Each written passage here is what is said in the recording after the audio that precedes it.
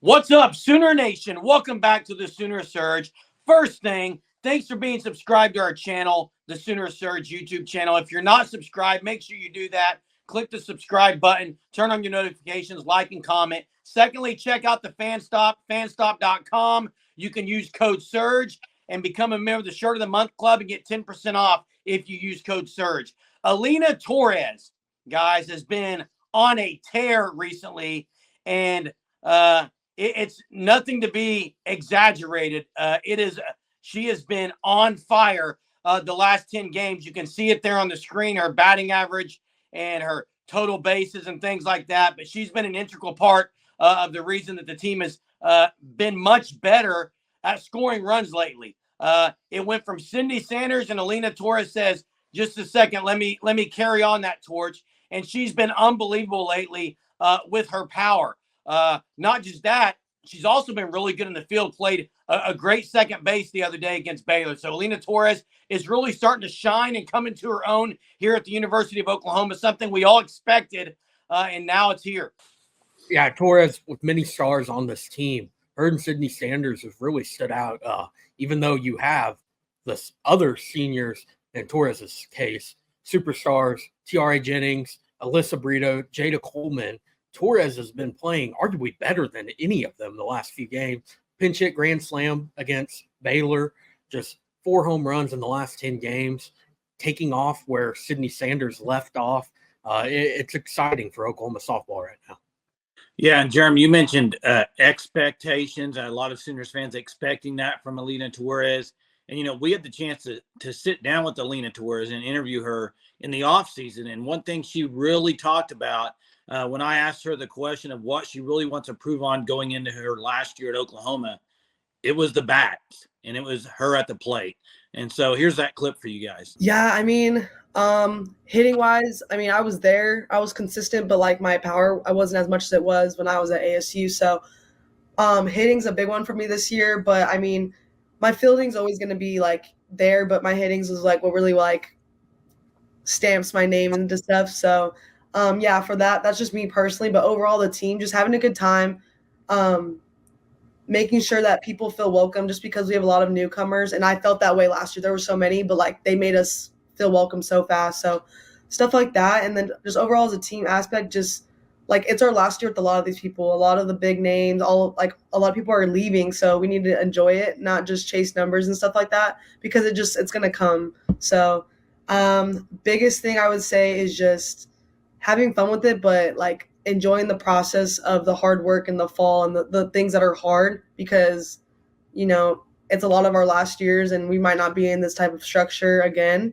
a few of us. So just like enjoying the hard, I would say. Yeah, Torres has really, you heard it there, has really improved where she said she wanted to in the offseason. That was back in August, late August, when that clip is from. And in the last 10 games alone, she has 4 home runs. On the season, she has 6, just on an ultimate heater right now for the Sooners. And the power starting to increase back to where it was, as she mentioned, back to that Arizona State level before Oklahoma.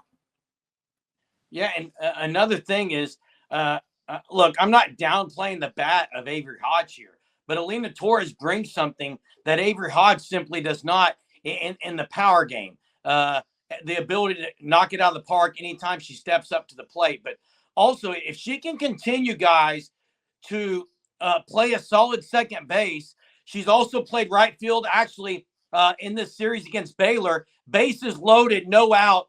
Kirsten Deal, they hit a fly ball to right field, and Alynah Torres makes the catch and just absolutely throws a cannon to Riley Ludlam at the plate. That's another small thing that she did, and it allowed them to get unscathed in that inning, keeping the runner at third, not allowing her to tag. So, again, Alynah Torres, the weakness that people would say would be the fielding, but even in that interview last year, she talked about how the fielding's been there. The fielding's there. It's her getting the power game, and my goodness, she has been just on an absolute tear. Yeah, and it gives Oklahoma so many. We already know they have so many options at the plate. When you talk about people that could lead this team in a game and home run or get a home run, it seems to be kind of going in spurts with some of these players. And she's the one right now that's red hot. And you know what, Hunter, you mentioned the Arizona State, her time there. She's kind of doing what we all thought she might do at Oklahoma now. Last year never really, I would say, got into a stretch like this at all. And so it's very nice to see this time of the year, her doing this and at a really good time. Big 12 play. You're back at Love's Field for a lot of games. You can see a lot of the players getting used to playing there at Love's Field. Home run alley, whatever you want to call it, launching pad. And it's a great time for Torres. And I suspect that Torres will have a major impact on a close game down the stretch in the postseason, whatever it may be. I think she hits a bomb that wins them the game or walks it off. I think she's going to have that much of an impact down the stretch. Well, she completely flipped the game at Hall of Fame Stadium. Yeah. The game could have been close, and Alina Torres pinch hit, grand slam. Just that's what you need a senior leader to do. You guys mentioned the fielding earlier. I've been impressed with her glove at second base.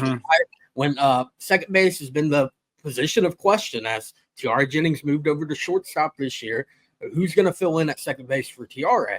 And didn't know much about how Torres would be able. I've only seen her. You see her mostly in the outfield. How will that translate to middle infield? And I mean, I've seen some highlight plays from her so far this season to the point that I think the glove's good enough to have her there every single day because the bat, 571 over the last 10 games.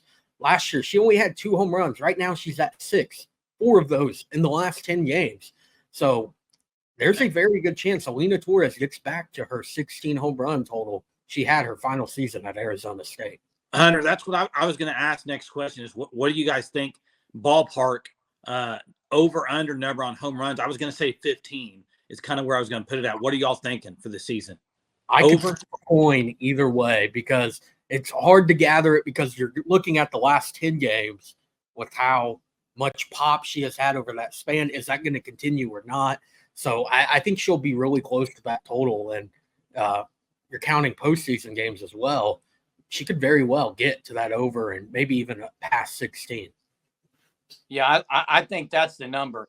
Somewhere between 16 and 20 is probably where I would have Alynah Torres. Hey, let's think about this, guys. Alynah Torres and Sydney Sanders. Think about the portal plus that and positives that these two have been this year. Now, I know they came in a year ago and played last year, but this team without Torres and Sanders at the plate this year, the combo of home runs, RBIs has been phenomenal from Torres. And the other thing is, guys, Torres is right now the backup catcher. Torres can really do a little bit of everything, and she's also a great leader. The girls rally around her. She's and you can say that about all of them, but I just really like how Alynah Torres has fit in, and not just fit in, guys, but taken her game to the next level and one that needs to be. And she's going to be an elite reason as to why this team is going to contend and win possible 4 natty in a row. And there you have it. That's Alynah Torres. The increase, the improvement has been made. She talked about it, and now she's done it. And kudos to Alynah Torres for making those improvements. And I'm sure if we asked her today, she would say she's still not content and satisfied. She always wants to get better. And it'll be fun to watch her continue to get better this year as the Sooners look for that 4 natty in a row. Thanks for watching the content here at the Sooner Surge. Appreciate it. We'll catch you next time. Boomer.